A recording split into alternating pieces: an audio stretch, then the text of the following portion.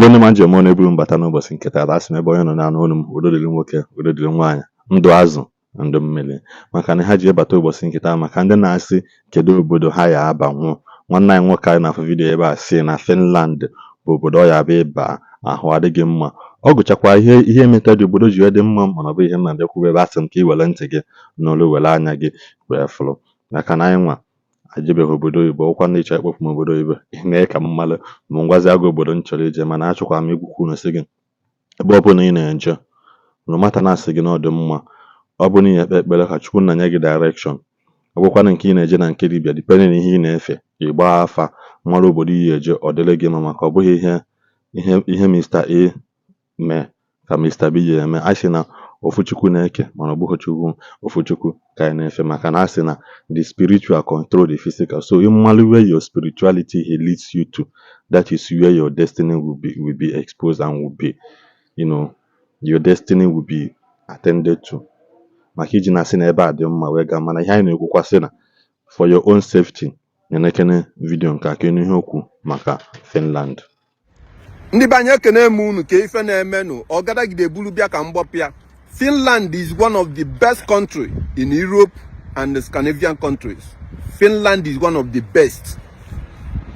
Ihe nji na-akọwa ihe bụ ka ọ jadị na ka mbịa na-akọfusiri gị akụkọ until na confusion. Any country nsịrị gị na ọ dị mma ọ dị mma nke ọ bụ na m gwara gị na ọ nwee ka ha dị.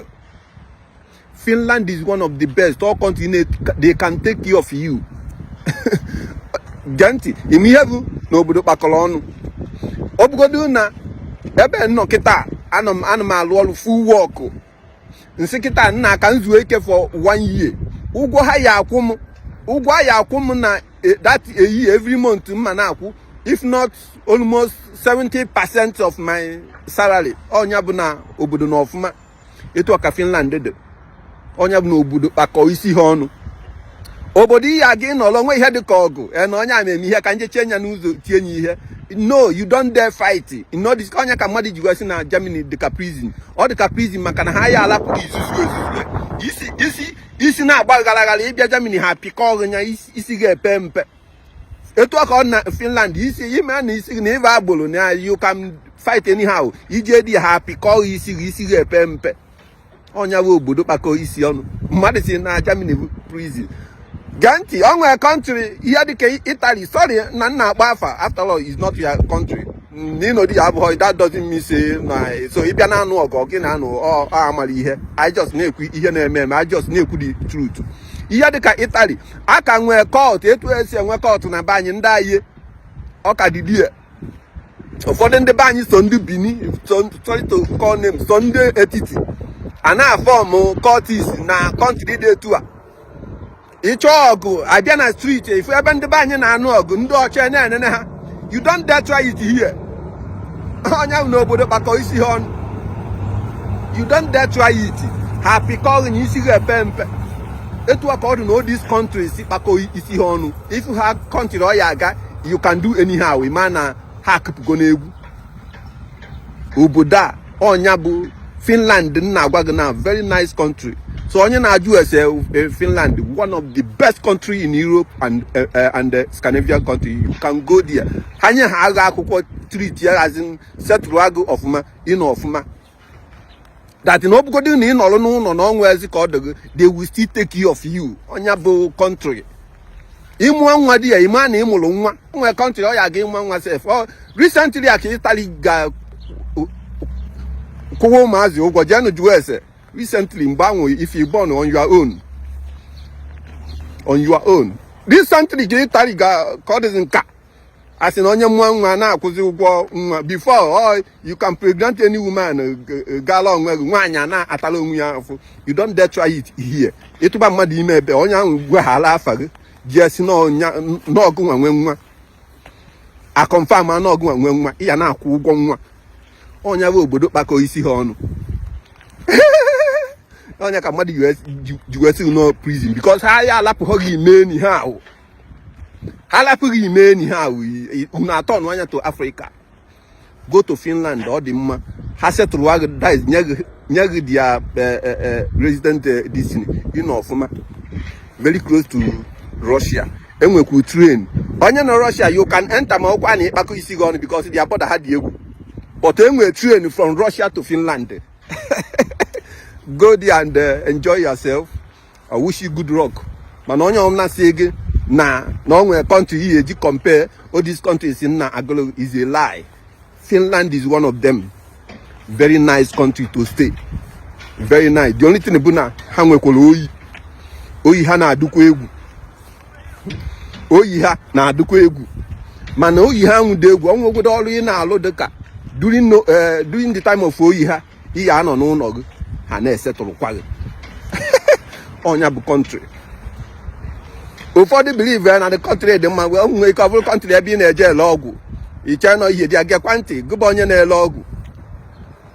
Gụba onye na-ele ọgwụ, ndụmọdụ ka m na-adụkwa. Country ọbụla na-ele ọgwụ, ọgụ nwa na-ele ọgwụ. Ka m challenge ya gị.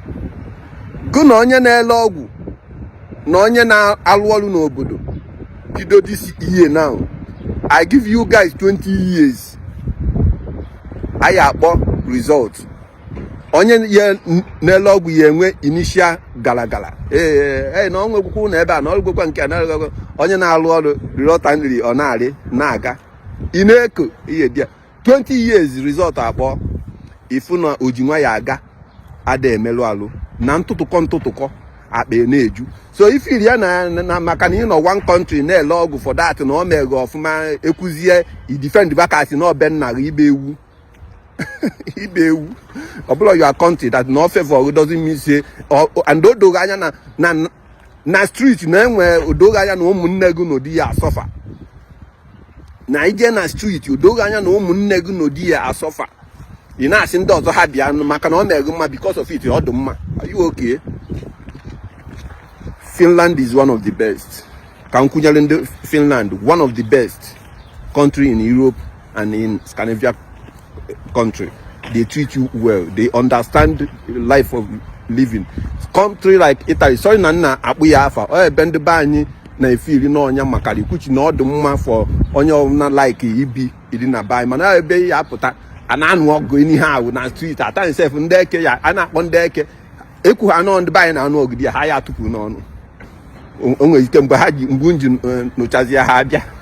Mana obodo a ọ sị anya bụ nọ unu na anụ ọgụ pịa ha 3 minutes ha nọdị ya that na ha abịaghị n'oge 3 minutes ha nọdị ya onye n'obodo kpakọ isi ha ọnụ.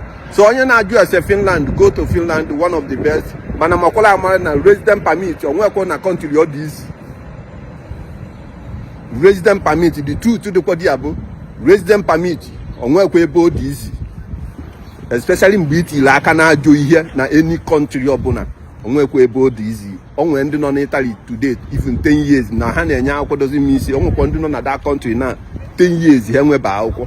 Onweghị country nọ na Europe itile aka na-ajụ ihe inwe case of ihe dịka ọgwụ ị na-eme na ijecha nga na-apụta eme nke a ọ na-esikwa ike.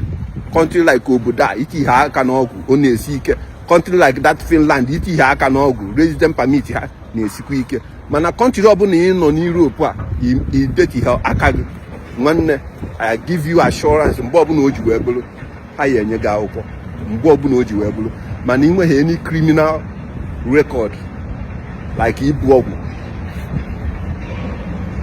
onye Finland inwe opportunity ịga ya gaa mana ọ dịrị isi.